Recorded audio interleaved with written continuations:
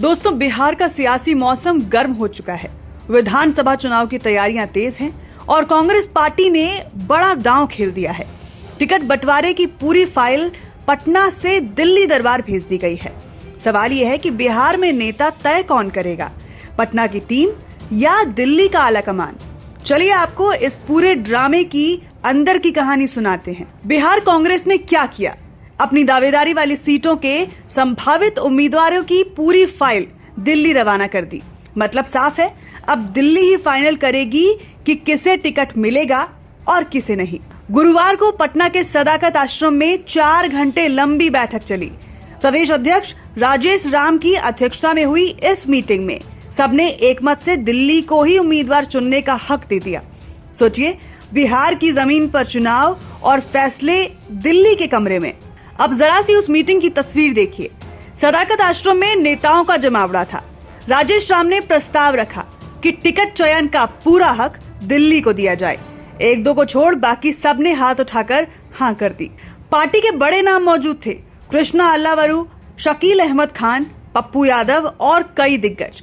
बहस भी हुई, राय भी रखी गई, लेकिन आखिर में नतीजा यही कि दिल्ली ही फैसला ऑन टॉप करेगी। अब सवाल यह है कि बिहार कांग्रेस ने दिल्ली को इतना पावर क्यों दिया।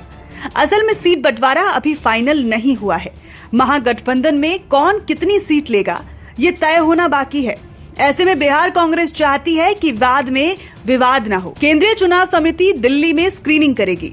हर सीट पर 3-3 नाम छांटे जाएंगे और फिर केंद्रीय टीम टिकट फाइनल करेगी। यानी बिहार के नेता बस नाम भेजेंगे, टिकट पर मुहर लगेगी दिल्ली में शुक्रवार से स्क्रीनिंग कमेटी की मीटिंग शुरू होगी। वहां हर सीट पर चर्चा होगी। स्क्रीनिंग के बाद केंद्रीय चुनाव समिति तय करेगी कि कांग्रेस की ओर से किसे मैदान में उतारा जाए। सोचिए, नेता लोग दिल्ली जाएंगे, बैठकों में चाय पानी चलेगा, नाम की लिस्ट पर बहस होगी और फिर तय होगा कि किसे चुनाव लड़ने का मौका मिलेगा। अब जरा सोचिए, तेजस्वी यादव का रोल। चर्चा यह है कि कृष्णा अल्लावरू को लेफ्ट में बैठाकर तेजस्वी ने कांग्रेस को राइट ट्रैक पर लाने की चाल चली है। महागठबंधन में राजद की अहमियत सबको पता है। ऐसे में कांग्रेस को भी अपना घर दुरुस्त करना पड़ेगा। और हाँ, पप्पू यादव का नाम आते ही तस्वीर और मजेदार हो जाती है।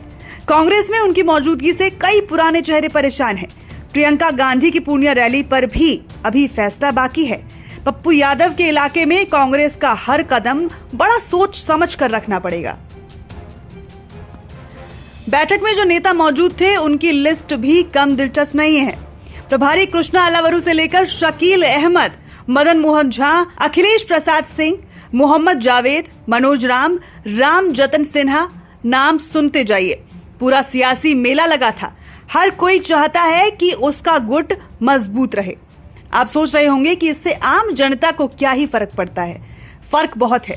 टिकट बंटवारा ये तय करेगा कि आपके इलाके से कौन चुनाव लड़ेगा, कौन विकास की बात करेगा और कौन सिर्फ पोस्टर पर मुस्कुराएगा।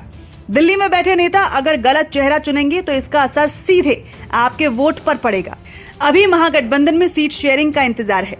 कांग्रेस के पास कितनी सीटें आएंगी ये अगले कुछ दिनों में साफ होगा। उसके बाद दिल्ली की केंद्रीय चुनाव समिति टिकट फाइनल करेगी। तो बिहार के सियासी खेल में अभी बहुत सारे मोड़ बाकी हैं। कौन किसे पीछे छोड़ेगा, किसको टिकट मिलेगा, ये देखना बड़ा मजेदार होगा। तो दोस्तों, ये थी बिहार कांग्रेस की टिकट फाइल की कहानी। पटना से दिल्ली का सफर, नेताओं के दांव पेच और चुनावी रणनीति का पूरा ड्रामा। अब देखना यह है कि दिल्ली दरबार से निकलने वाली लिस्ट में किसका नाम चमकता है और कौन रह जाता है इंतजार में। फिलहाल इतना ही। बिहार की सियासत में अगले एपिसोड में फिर मिलेंगे नई खबर और नए ट्विस्ट के साथ। तब तक के लिए देखते रहिए YBN बिहार।